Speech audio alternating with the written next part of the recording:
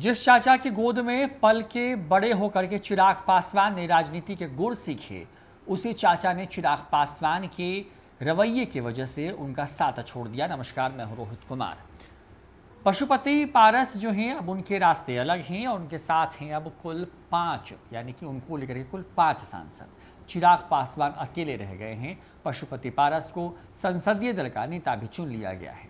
इन तमाम खबरों के बीच में चिराग पासवान जिस तरीके से अकेले छोड़े गए हैं, उसके पीछे की लंबी चौड़ी कहानी है। न्यूज़ फॉर नेशन पर ऐसे कई वीडियोस हैं जिन वीडियोस में हमने वैसी कहानी को आप तक पेश करने की पूरी कोशिश की है कि बस ये एक दिन का गुबार नहीं था जो पशुपति पारस या फिर उनके साथ के दूसरे जो सांसद या फिर पार्टी के जो बड़े नेता हैं उनका दिखाई दिया। इसके पीछे की लंबी कहानी थी। चिराग का अड़ियल रवैया था, उनके अंदर का अहंकार था, जिसमें उन्होंने खुद को ही पूरी पार्टी समझ ली थी।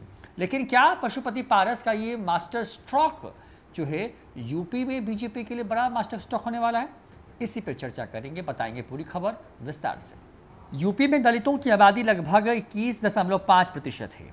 वहीं पश्चिम उत्तर प्रदेश में कई सीटों पर दलित वोट बैंक निर्णायक भूमिका में होते हैं। प्रदेश में 85 सीटें अनुसूचित जाति यानी कि एससी के लिए रिजर्व हैं और इन सीटों पर दलित निर्णायक हैं और दलितों को बीएसपी का वोट बैंक माना जाता है। लेकिन पिछले 3-4 साल से ये वोट बैंक बीएसपी से छिटकता हुआ दिखाई देता है। लोक जनशक्ति पार्टी के सांसद पशुपति कुमार पारस समेत 5 सांसदों ने रामविलास पासवान के बेटे चिराग पासवान को अलग कर एनडीए में शामिल होने का संकेत दे दिया है।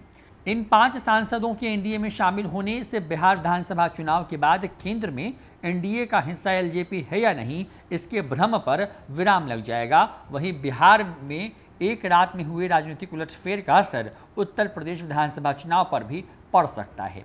इसका फायदा बीजेपी को मिल सकता है। अभी एनडीए में तकरीबन 20 राजनीतिक पार्टियां हैं, लेकिन इस घटक दल में बड़ी दलित पार्टी के तौर पर कोई पार्टी नहीं बची है।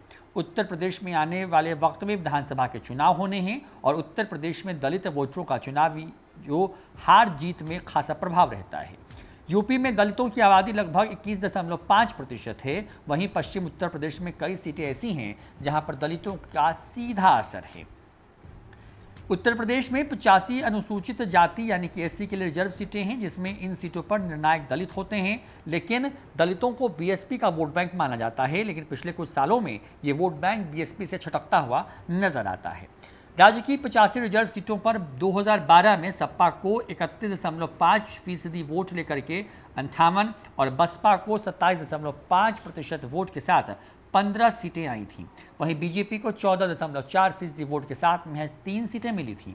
17 में नतीजे बिल्कुल उलट हो गए। 85 सुरक्षित सीटों पर 2017 के नतीजों में 69 सीटें भाजपा ने जीती, उन्हें 39.8% वोट मिले। वहीं सपा को 19.3% वोट और 7 सीटें मिली, जबकि बीएसपी सिर्फ 2 सीटें जीत पाई। गणित इस बात को लेकर के भी काफ़ी है कि यूपी में दलितों के वोट का कितना असर है। रामविलास पासवान एनडीए में सबसे बड़े दलित चेहरे के तौर पर देखे जाते थे। रामविलास पासवान एनडीए में दलित स्टार कैंपेनर थे। जाहिर सी बात है कि उनकी मृत्यु के बाद एनडीए में उस रिक्त स्थान को कोई भर नहीं पाया था। लेकिन अगर पशुपति पारस को एलजेपी एनडीए में शामिल होती है तो फिर से बीजेपी के गठबंधन को एक सक्रिय दलित पार्टी और दलित नेता मिल जाएगा, जिससे बीजेपी गठबंधन को बिहार में मजबूती मिलेगी, बल्कि इसका फायदा पार्टी गठबंधन को उत्तर प्रदेश के आगामी चुनाव में भी हो सकता है। तो पूरी खबर उत्तर प्रदेश पर केंद्रित हो गई है। बिहार में विधानसभा चुनाव फिलहाल होने वाले नहीं है। लगातार जदयू या फिर बीजेपी का ये दावा है कि एनडीए यहाँ पर सरकार पूरे 5 साल चलाएगी और अगले 5 साल भी एनडीए ही जीत करके आएगी। तेजस्वी यादव के लिए कोई विकल्प या ऑप्शन नहीं है। इन तमाम खबरों के बीच में जिस तरीके से चिराग पासवान अकेले छोड़ दिए गए हैं, तब उनके पास बस कहने के लिए पार्टी है और उस पार्टी पर भी अब लोजपा की इन 5 सांसदों में से पशुपति पारस की जो अगुवाई वाली जो एक तरीके से नई टीम बनी है, उसने दावा ठोक दिया है।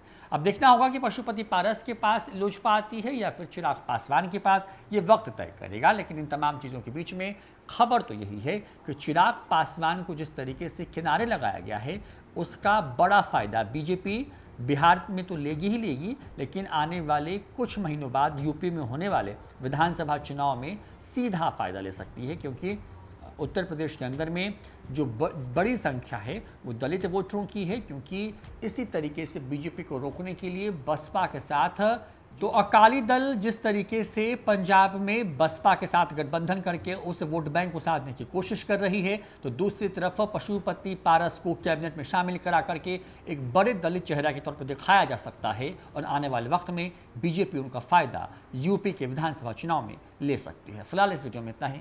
नमस्कार।